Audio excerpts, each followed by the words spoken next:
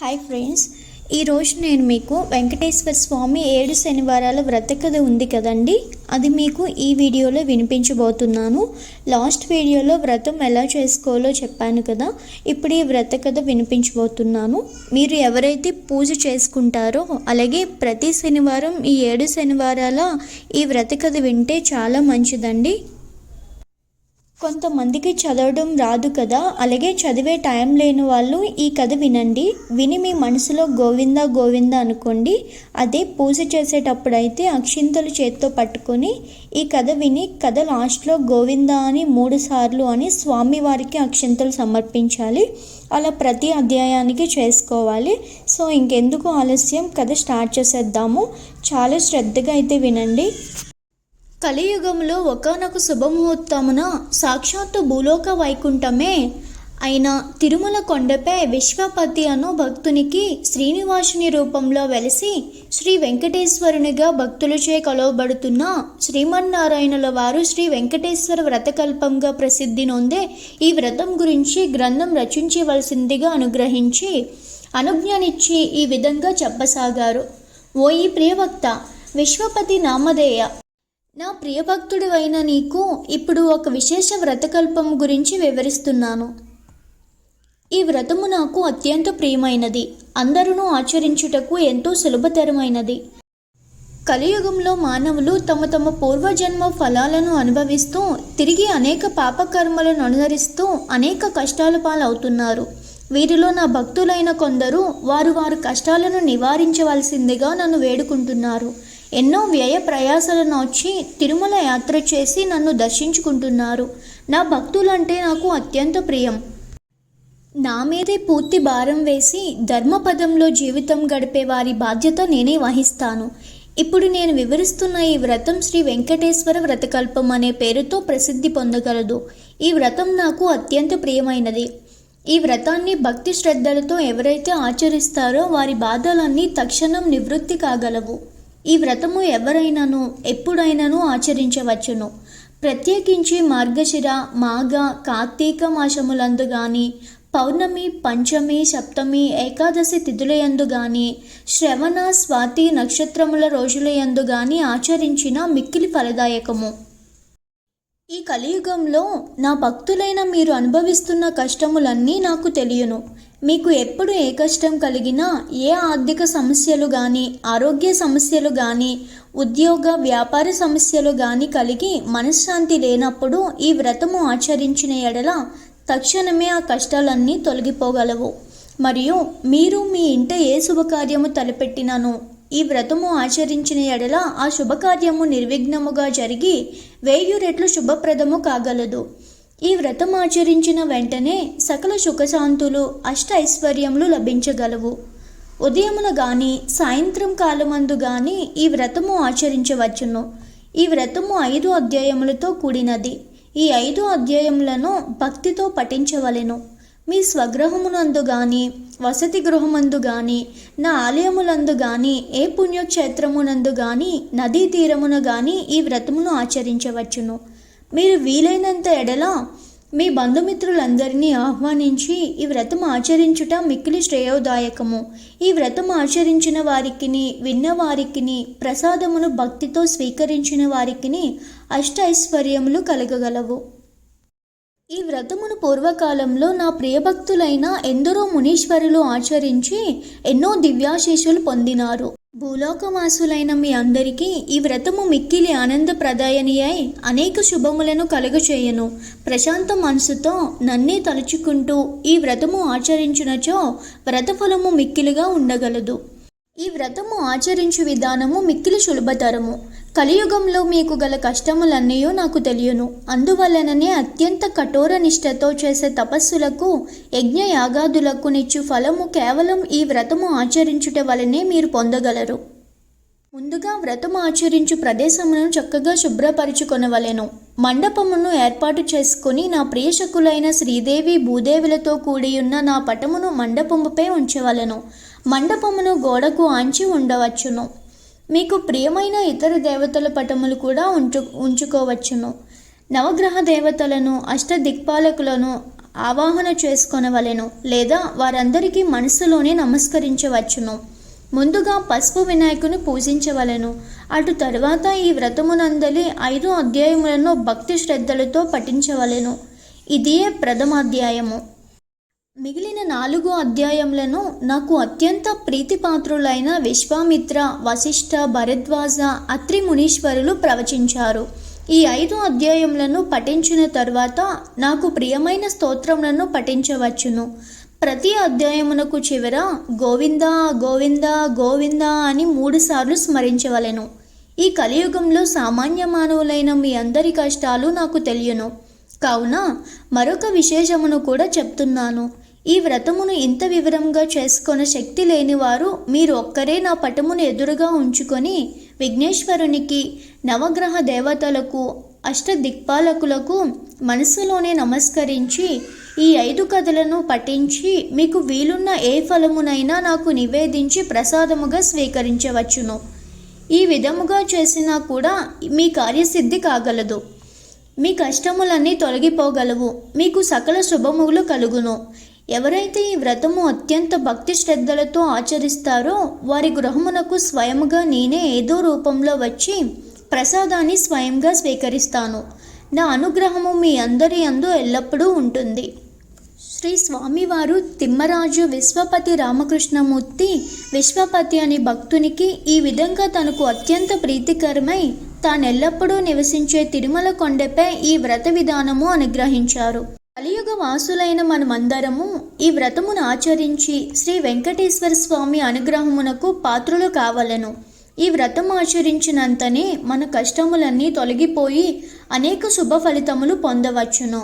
గోవింద గోవింద గోవింద. ప్రథమోధ్యాయము సమాప్తము. శ్రీ వెంకటేశ్వర వ్రతకల్పము 2వ అధ్యాయము. శ్రీ విశ్వామిత్ర ఉవాచ. ఈ అధ్యాయమునకు మనకు మహాతపస్సంపన్నులైన సాక్షాత్తు శ్రీ విశ్వామిత్రుల వారు అనుగ్రహించారు. ఓ కలియుగ వాసులారా, శ్రీనివాసుని ప్రియభక్తులారా, మీరు ఆచరిస్తున్న ఈ శ్రీ వెంకటేశ్వర వ్రతకల్పము అతి పవిత్రమైనది, మహిమాన్వితమైనది. కలియుగంలో ఆ శ్రీమన్నారాయణుని కరుణా కటాక్షములు పొందడానికి మిక్కిలి సులభ మార్గము. పూర్వకాలమున అనేక మంది శ్రీవారి భక్తులు ఈ వ్రతం ఆచరించి తమ అభీష్ట సిద్ధి పొందియున్నారు. ఇంత సులభతరమైన వ్రతకల్పము మనకు అనుగ్రహించిన ఆ శ్రీ వెంకటేశ్వర స్వామి వారికి ముందుగా మనమందరం నమస్కరించవలెను.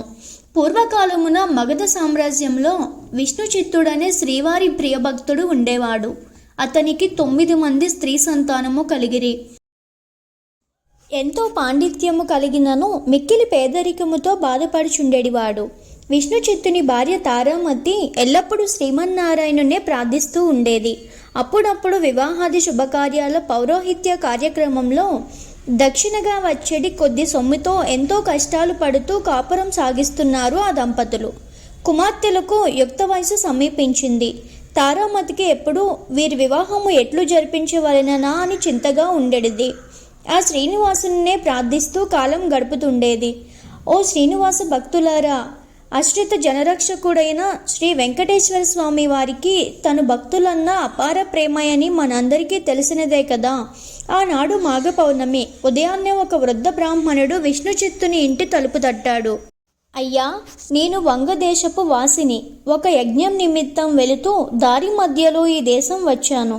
దయచేసి ఒక్కరోజు మీ ఇంట్లో ఉండనిచ్చినచో తిరుగు రేపు ఉదయమే వెళ్ళిపోగలను అని విష్ణు చిత్తుని అర్థించాడు. అందులకు విష్ణు చిత్తులు, స్వామి, అంతకు మించిన అదృష్టం మాకేమున్నది?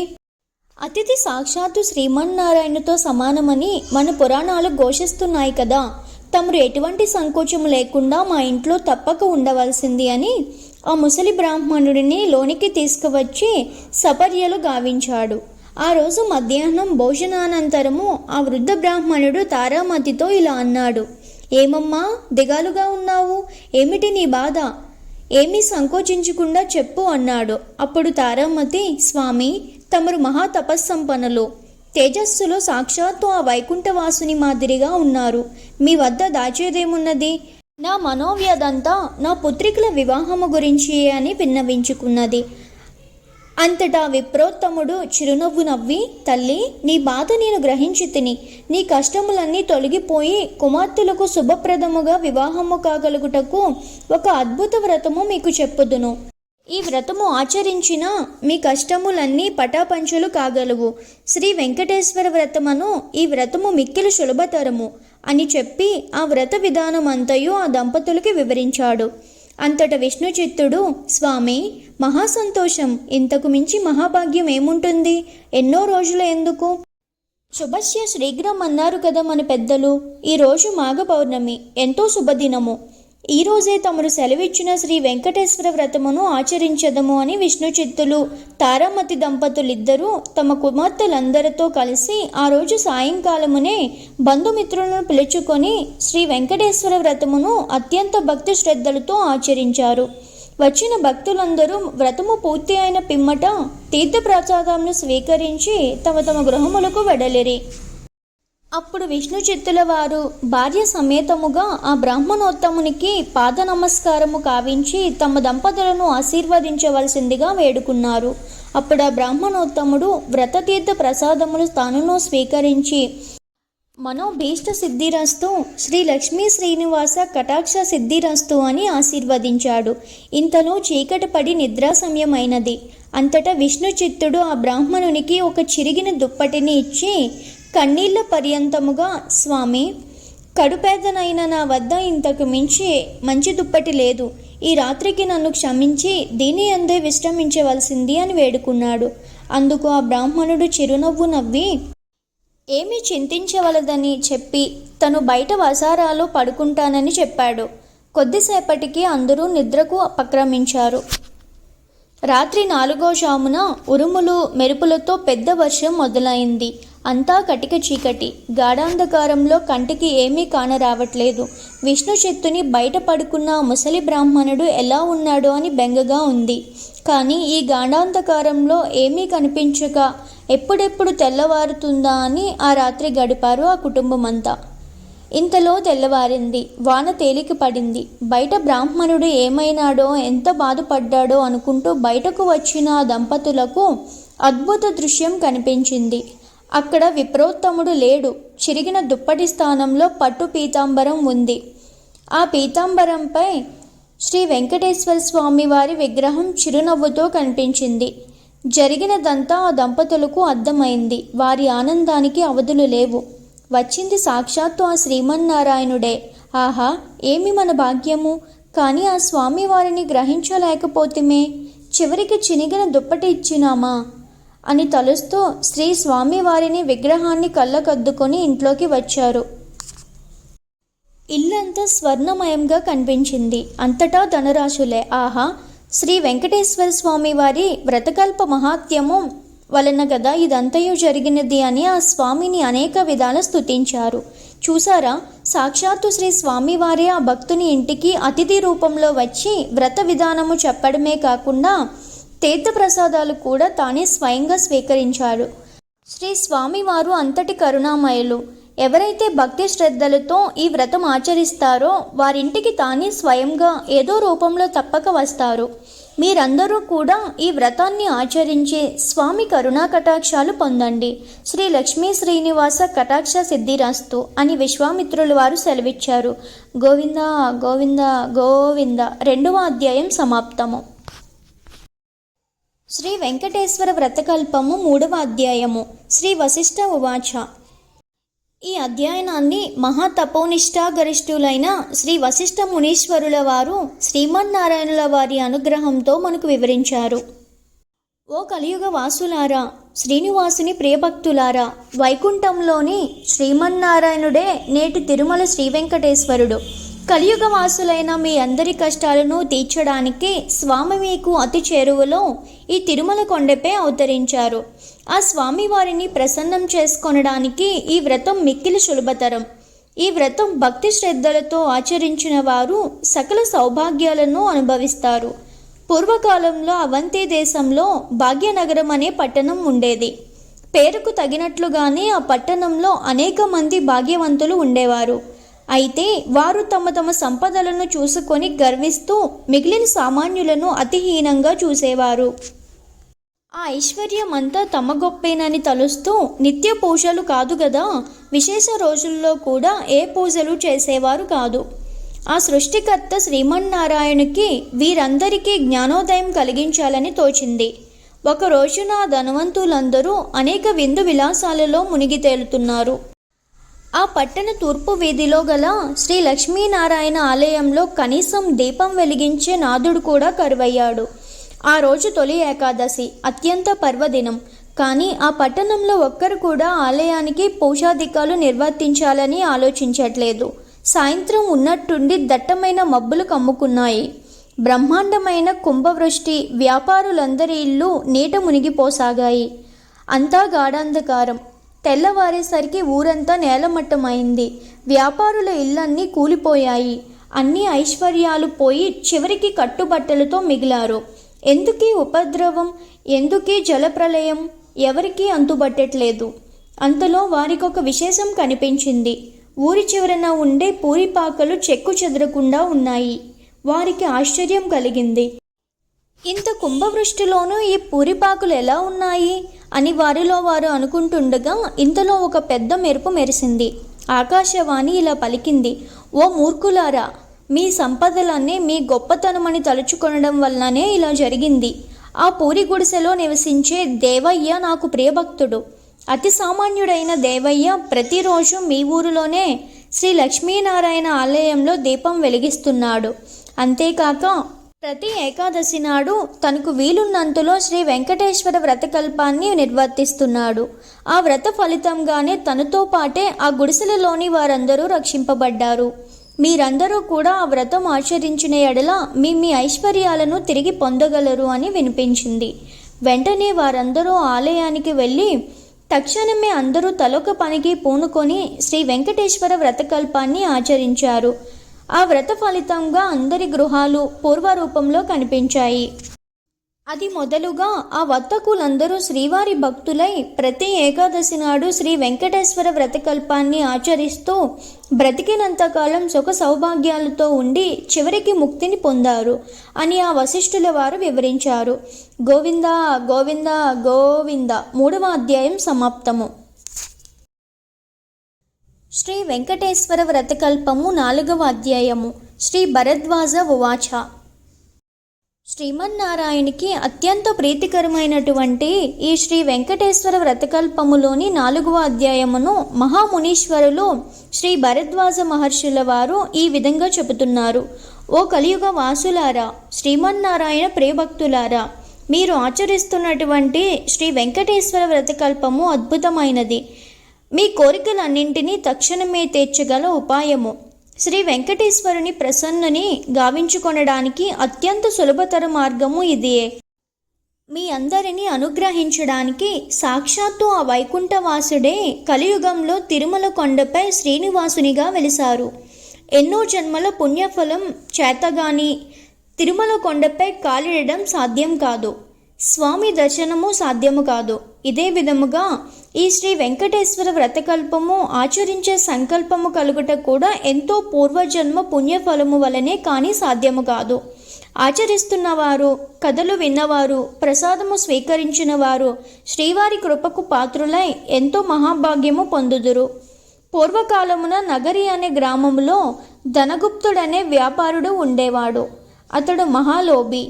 ఎంత ఐశ్వర్యములు సంపాదించినను అతని లోభితనమునకు అంతు లేకుండెను. ఈ ఐశ్వర్యమంతయు తన గొప్పయే అనుకొని విర్రవీగడివాడు. ఎంతటి వారినైనను ఈ అహంకారమే కదా అతోపాతాళమునకు త్రోసివేయునది. ధనగుప్తుని భార్య కాంతిమతి మాత్రం ఎంతో భక్తి శ్రద్ధలు కలిగియుండెను. వారికి 3 పుత్రికలు. చివరి పుత్రికైన కుమారికి దైవభక్తి ఎక్కువగా నుండెడిది. ఎల్లప్పుడూ ఆ శ్రీనివాసునే తలుస్తూ ఉండేది. తండ్రికి తెలియకుండా వీలున్నప్పుడల్లా శ్రీ వెంకటేశ్వర స్వామి వారి ఆలయానికి వెళ్ళి స్వామిని దర్శించుకొని వస్తుండేది. ఇంటికి తీసుకువచ్చిన ప్రసాదాన్ని అందరూ స్వీకరించినా తండ్రి మాత్రం ఎప్పుడూ తీసుకునేవారు కాదు. భర్త యొక్క ఈ ప్రవర్తనను కాంతిమతి మిక్కిలి చింతించెడిది. ఒకరోజు కుమారి తన స్నేహితుల ఇంట శ్రీ వెంకటేశ్వర వ్రతము జరుగుతున్నదని తెలుసుకొని తాను కూడా వ్రత కథను విందామని వెళ్ళింది. వ్రతము పూర్తయ్యేసరికి మిట్ట మధ్యాహ్నం అయింది. ప్రసాదము తాను స్వీకరించి కొంచెము పొట్లముగా కట్టించుకొని ఇంటికి బయలుదేరినది. మార్గమధ్యమునకు వచ్చేసరికి ఎండ తీవ్రత ఎక్కువైనది. ఎక్కడైనా కొంచెం దాహం తీర్చుకుందామని తలచగానే ఆ పక్క వీధిలోనే తన తండ్రి అంగడి ఉందని గుర్తొచ్చింది. ఆ అంగడికి వెళ్ళి ఈ వ్రతము గురించి తండ్రికి చెప్పకుండా నీళ్లు అడిగి తాగింది. తండ్రి కోపగించుకుంటాడనే భయంతో కంగారుగా దాహం తీర్చుకొని వడివడిగా ఇంటి దారి పట్టింది. ఈ హడావిడిలో కుమారి ప్రసాదం పొట్లం దుకాణంలోనే మర్చిపోయి వదిలివేసింది. ఇంతలో ఆ బజారులో ఒక్కసారిగా అలజడి మొదలయ్యింది. ప్రజలందరూ హాహాకారాలు పెడుతూ పరిగెడుతున్నారు. పెద్ద అగ్ని ప్రమాదం సంభవించి ఆ వీధిలోని అంగళ్ళు అగ్నిదేవుని ప్రతాపానికి ఆహుతి కాసాగాయి. అసలే మిట్ట మధ్యాహ్నం, దానికి తోడు తీవ్రమైన వడగాలి. ధనగుప్తుడి శరీరం భయంతో కంపించింది. ఇంకొద్ది క్షణాల్లో తన కళ్ళ ఎదుటే తన అంగడి కూడా బూడిద కావాల్సిందే. ఈ ఆలోచనతో చేతులు వణికిపోతున్నాయి. అంగటి నుంచి అందరూ పరుగులు తీస్తున్నారు. కానీ తాను ఉండిపోయాడు. విడిచిపోబుద్ధి కావట్లేదు. ఉంటే తాను మసైపోగలడు.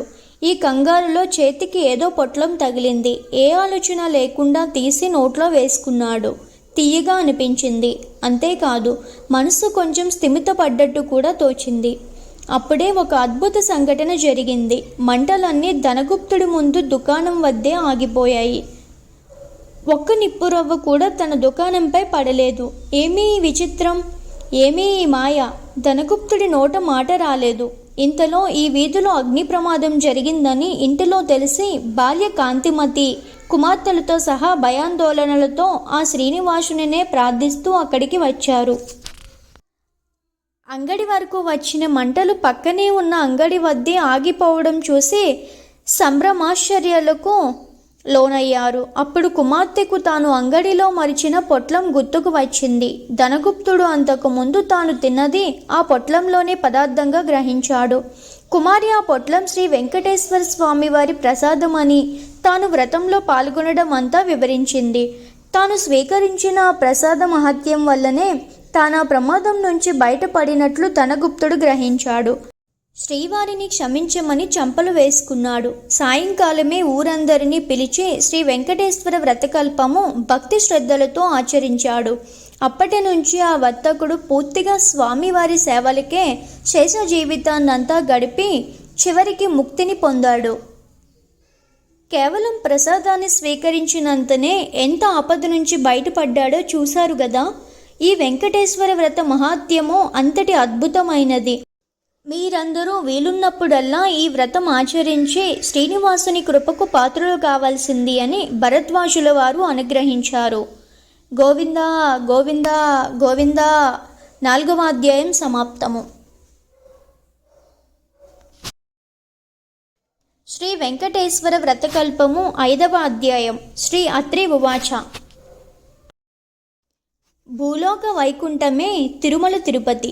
తిరుమలతో సమానమైన పవిత్ర ప్రదేశం కానీ, శ్రీ వెంకటేశ్వరునితో సమానమైన దైవం కానీ ఇంతకు ముందు లేరని, ఇక ముందు ఉండబోదని పురాణాలు ఘోషిస్తున్నాయి. శ్రీనివాసునిగా వెలిసిన శ్రీమన్నారాయణకి తన భక్తులంటే అలవిమాలిన ప్రేమ. ఎవరైతే తన మీదే పూర్తి భారం వేసి నిత్యం తననే స్మరిస్తూ సత్ప్రవర్తన కలిగి జీవిస్తారో వారి యోగక్షేమాలు తానే వహిస్తాడు.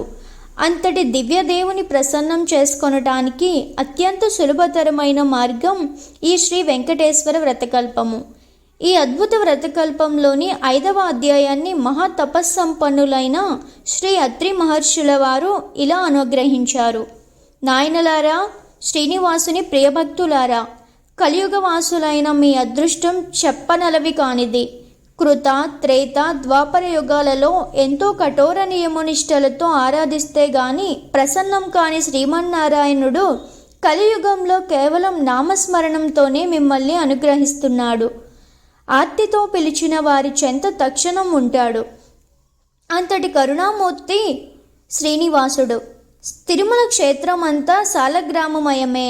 ఆ పవిత్ర కొండపై మీరు వేసే ప్రతి అడుగు ఎన్నో జన్మల పుణ్యఫలం. పూర్వకాలంలో కౌమార దేశంలో మిత్రుడి అనే చాకలి ఉండేవాడు. అతడు తన కులవృత్తిని నిర్వర్తిస్తూ వీలున్నంతలో దాన ధర్మాలు గావిస్తూ ధర్మపరంగా జీవిస్తుండేవాడు. కానీ అతడి దిగులంతా అతనికున్న అవిటితనమే. కాలు అవిటిది కావడం చేత ఉతికిన బట్టలను మూటలు కట్టి ఇంటింటికి తిరిగి ఇవ్వడం చాలా కష్టంగా ఉండేది. దానికి తోడు గంపెడు సంసారం. కష్టపడకపోతే పూట గడవదు. ఎల్లప్పుడూ ఆ శ్రీనివాసున్నే ప్రార్థిస్తూ ఉండేవాడు. ఏదో ఒక రోజున ఆ స్వామి తనను కరుణిస్తాడన్న నమ్మకంతో జీవనం సాగిస్తున్నాడు. భక్తజన సులభుడైన శ్రీమన్నారాయణుడు ఇదంతా గమనిస్తూనే ఉన్నారు. ఎవరికైనా వారి పూర్వజన్మ కర్మ నివృత్తి అయ్యే సమయానికి శ్రీనివాసుడే ఏదో రూపంలో వచ్చి తన భక్తులను తప్పక ఆదుకుంటాడు. ఒకరోజు సాయంకాలము నాడు రోజులాగే మిత్రుడు చాకిరేవు నుండి బట్టల మూటతో పట్టణానికి రొప్పుతూ తిరిగి వస్తున్నాడు. ఇంతలో మార్గమధ్యంలో వాడికి ఒక ముసలి బ్రాహ్మణుడు తారసిల్లాడు. సహజంగా భక్తి శ్రద్ధలు కలవాడు అవడం చేత మిత్రుడు భుజం మీద మూటలు క్రింద పెట్టి ఆ బ్రాహ్మణునికి నమస్కరించాడు. అంతటా విప్రోత్తముడు, నాయనా, ఈ అవటికాలతో ఎంతో బాధపడుతున్నావు. నీ బాధ చూడటానికే కష్టంగా ఉంది. నువ్వెంత కష్టపడుతున్నావో కదా అని అన్నాడు. అప్పుడు మిత్రుడు, స్వామి, మీరెవరో మహానుభావులులాగా ఉన్నారు. గంపెడు సంసార భారం చేత నాకీ పని తప్పటం లేదు. ఈ అవటితనం పోయే మార్గం ఏదైనా సెలవీయవలసింది అని విన్నవించుకున్నారు. అప్పుడు ఆ ముసలి బ్రాహ్మణుడు, నాయనా, తప్పక చెబుతాను, సావధానంగా విను. నీ అవిటితనం పోవడమే కాకుండా నీకు అష్ట ఐశ్వర్యాలు కలిగే వ్రతం ఒకటి చెబుతాను. వ్రతం ఆచరించిన మరుక్షణమే నీకు 1000 వరహాలు లభిస్తాయి. అయితే ఒక షరతు, అందులో సగం నాకు సమర్పించాలి. రేపు మళ్ళీ ఇదే సమయానికి ఇక్కడికి వస్తాను అని చెప్పాడు. అప్పుడు మిత్రుడు, స్వామి, ఇంతకు మించిన మహాభాగ్యం ఏముంటుంది? ఆ వ్రతమేదో ఈరోజే ఆచరిస్తాను, సెలవీయండి అని ప్రార్థించగా ఆ బ్రాహ్మణుడు శ్రీ వెంకటేశ్వర వ్రతకల్పాన్ని వివరంగా చెప్పాడు. మిత్రుడు రెట్టించిన ఉత్సాహంతో ఇంటికి వచ్చి ఈ విషయమంతా భార్యకు చెప్పి ఇరుగు పొరుగుల వారిని ఆహ్వానించి శ్రీ వెంకటేశ్వర వ్రతాన్ని ఆచరించి తీర్థ ప్రసాదాలు తాను స్వీకరించి వచ్చిన వారందరికీ పంచాడు. ఇంతలో ఇంటి బయట ఏదో కోలాహలం వినబడింది. మిత్రుడి కుమారుడు బయట నుంచి ఇంట్లోకి పరుగున వచ్చి, అయ్యా, రాజభటులు నీకోసం వచ్చారు. రాజుగారు నీకు కట్న కానుకలు పంపించారట అన్నాడు. ఇంతలో రాజభటులు వచ్చి మిత్రుడిని రాజుగారి ఆస్థానంలో చాకలిగా నియమించారని 1000 వరహాలు బహుమానంగా పంపారని చెప్పి మిత్రుడి చేతిలో 1000 వరహాల మూట పెట్టారు. 1 వారం లోపల వచ్చి రాజుగారి కొలువులో చేరవలసిందని చెప్పారు. మిత్రుడి ఆనందానికి అవధులు లేవు. వారం దాకా ఎందుకు, రేపే వెళ్ళాలి అని మూట ముల్లే సర్దుకొని మరుసటి రోజు తెల్లవారుజామునే ప్రయాణమయ్యాడు. ఈ ఆనందంలో ఆ ముసలి బ్రాహ్మణుడి సంగతే మరిచిపోయాడు. దారి మధ్యలో గుర్తుకు రాగా 1 నెల తరువాత కలవవచ్చులెమ్మనుకున్నాడు. వెళ్ళి రాజస్థానంలో చేరాడు. రోజులు నెలలు గడుస్తున్నాయి. ఆ బ్రాహ్మణుడికి ఇచ్చిన మాట పూర్తిగా మరిచిపోయాడు. అంతే, బ్రాహ్మణ రూపంలో వచ్చిన ఆ స్వామివారికి కోపం వచ్చింది. మానవ నైజం అంతేనని అనుకున్నారు శ్రీ స్వామివారు. తన మహాత్యం తెలియచెప్పాలని నిర్ణయించుకున్నాడు. అంతే, ఆ మర్నాడే రాజస్థానంలోని రాణిగారి నగలు మాయమయ్యాయి. ఆ అభాండం మిత్రుడి మీద పడింది. మిత్రుడికి కఠిన కారాగార శిక్ష పడింది. రాజభటులు మిత్రుడిని పలు విధాలా శిక్షించారు. ఎందుకిలా జరిగింది, ఎందుకీ అభాండం తన మీద పడింది అని తలుస్తున్న మిత్రుడికి ఆ రాత్రి స్వామివారు కలలో కనబడి వృద్ధ బ్రాహ్మణి రూపంలో వచ్చింది తానేనని, తనకిచ్చిన మాట నిలబెట్టుకోకపోవడం చేతనే ఇలా జరిగిందని చెప్పారు. అప్పుడు మిత్రుడు, స్వామి, నేను మిక్కిలి పాపాత్ముడిని. ఎంతటి అపరాధం చేశాను? దయచేసి నన్ను కరుణించండి. ఇక మీదట తప్పక ప్రతీ నెల మీ వ్రతం ఆచరిస్తాను.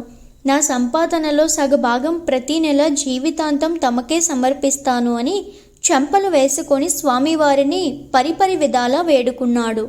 భక్తజన సులభుడైన స్వామివారు అందుకు సంతోషించి మిత్రుడిని అనుగ్రహించారు. శ్రీవారి అనుగ్రహం చేత రాణి నగలు వేరే ప్రదేశంలో మరుదినమే దొరికినవి. మిత్రుడు దొంగలించలేదని రాజు గ్రహించడం జరిగింది. మిత్రుడిని కారాగారం నుంచి వదిలేశారు. అప్పటి నుంచి మిత్రుడు స్వామివారికి ఇచ్చిన మాట ప్రకారం ప్రతీ నెల శ్రీ వెంకటేశ్వర వ్రతం ఆచరిస్తూ తన సంపాదనలో సగభాగం స్వామివారికే సమర్పిస్తూ కలకాలం సుఖంగా జీవించి చివరన ముక్తిని పొందాడు అని అత్రి మహర్షుల వారు సెలవిచ్చారు. గోవింద గోవింద గోవింద. పంచమోధ్యాయము సమాప్తము. శ్రియః కాంతాయ కళ్యాణ నిధయే నిధయ దినం శ్రీ వెంకట నివాసాయ శ్రీనివాసాయ మంగళం. శ్రీ వెంకటేశ్వర వ్రతకల్పం సమాప్తము. అంతేనండి, శ్రీనివాస వ్రతకల్పం అనేది కంప్లీట్ అయిపోయింది. విన్నారు కదా 5 అధ్యాయాలు కూడా. తిరుమలతో సమానమైన పవిత్ర ప్రదేశం కానీ శ్రీ వెంకటేశ్వరునితో సమానమైన దైవం కానీ ఇంతకు ముందు లేదని ఇక ముందు రాదని చెప్పి ఒక లైన్ ఉంది కదా. సో ఈ 7 శనివార వ్రతం అవగానే మీరు తిరుపతికి వెళ్ళడానికి ట్రై చేయండి. వెళ్ళి ఆ స్వామివారిని దర్శించుకోండి, చాలా మంచి జరుగుతుంది.